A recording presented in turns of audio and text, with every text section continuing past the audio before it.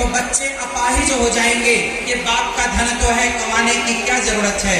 कमाने का टैलेंट भूल जाएंगे, जैसे एक सर्कस के शेर शिकार करने का टैलेंट भूल गए, योग्यता भूल गए, वो ज्ञान भूल गए।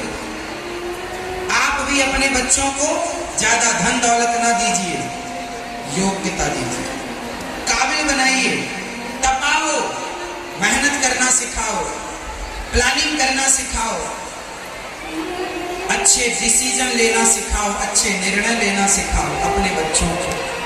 कब तक नौकर बनाओगे अपने बच्चों को? सदियों से कितनी सदी बीत गई, नौकर ही नौकर होते आए, नौकर ही नौकर होते आए। अब बदलो अपनी मानसिकता, अब नौकर नहीं मालिक होंगे। क्या होंगे? मालिक होंगे। और उसके लिए क्या चाहिए?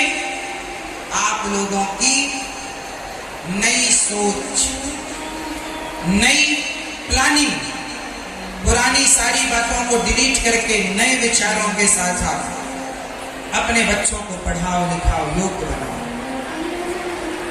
प्रिय भक्तों,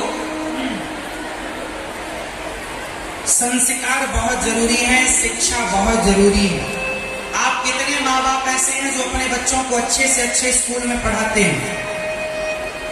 आपके यहाँ कितने माँ बाप बच्चों को शिक्षा देने के लिए जागरूक हैं?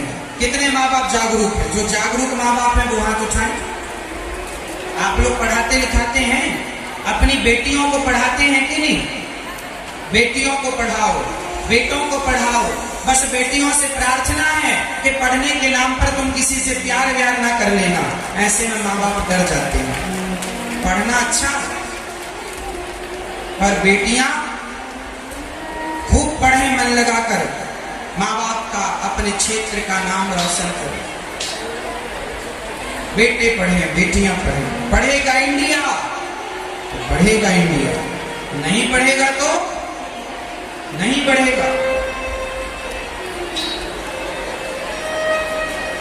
भगवान हमारे देश में एक और समस्या है। समस्या क्या है? आज हम लोग आपस में लड़ना सीख चुके हैं, आपस में लड़ते रहते हैं। मैया, आपस में ही लड़ना सही है या गलत है? आपस में लड़ना सही है? जोर से बोलो, गलत है? सही क्या है? सही है कि हम आपस में प्रेम से रहें। जैसे आज हमारे देश में एक बहुत बड़ी समस्या है, और वो समस्या बिहार में सबसे ज्यादा है, और वो समस्या है आपस की लड़ाई। आप कितने भाई हैं? भैया, भैया आप बताओ, आप कितने भाई हैं? जोर से। आप कितने भाई हैं? 2, 6। भैया आप लोग कितने भाई हैं? आप लोग कितने भाई हैं? 1, 2, 3, 4। कितने भाई हैं आप लोग? कितने भाई हैं आप लोग? कोई कह रहा है हम 1 भाई, कोई कह रहा हम 2 भाई, कोई कह रहा हम 3 भाई, कोई कह रहा हम 4 भाई, कोई कह रहा हम 5 भाई। आज से मैं आपको बताऊंगा कि आप कितने भाई हैं। आपको पता है दुर्गा मैया के 8 हाथ ही क्यों हैं? आप कितने भाई हैं, कभी सोचा है? अंग्रेजों ने हमें गुलाम बनाया और नारा क्या दिया था? फूट डालो, जोर से फूट डालो, शासन करो। अंग्रेजों ने हम लोगों को आपस में लड़ाया, और आज तक आप लोग लड़ते चले जा रहे हैं। मेरे प्यारे भाइयों, मेरी प्यारी बहनों, मेरी प्यारी माताओं, मेरे प्यारे दोस्तों, नौजवान भाइयों, मेरी एक बात समझ लेना, सारी जिंदगी काम आएगी। आज से कोई आपसे पूछे कि आप कितने भाई हैं, तो ये ना कहा करो कि हम 1 हैं, हम 2 भाई, हम 3 भाई। सदा ये कहा करो हम 4 भाई हैं। 4 भाई कौन कौन? ब्राह्मण, क्षत्रिय, वैश्य और शूद्र। हम चारों एक पिता की संतान हैं। यदि हम आपस में लड़ गए तो हमारी आपस की लड़ाई को अंग्रेजों ने ढाल बना करके और वो शासन किए सैकड़ों साल तक हमारे देश में। और आज भी तुम आपस में जातवाद पर लड़ते हो। बताइए, ब्राह्मण के पिता का नाम क्या है? बताइए, क्षत्रिय के पिता का नाम क्या है? बताइए, वैश्य के पिता का नाम क्या है? बताइए, शूद्र के पिता का नाम क्या है?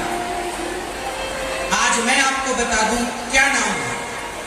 ब्राह्मणोस्य मुखमासीत् बाहो राजन्यः कृतः ऊरु तदस्य जदवैश्यः पदभ्यां शूद्रो अजायत।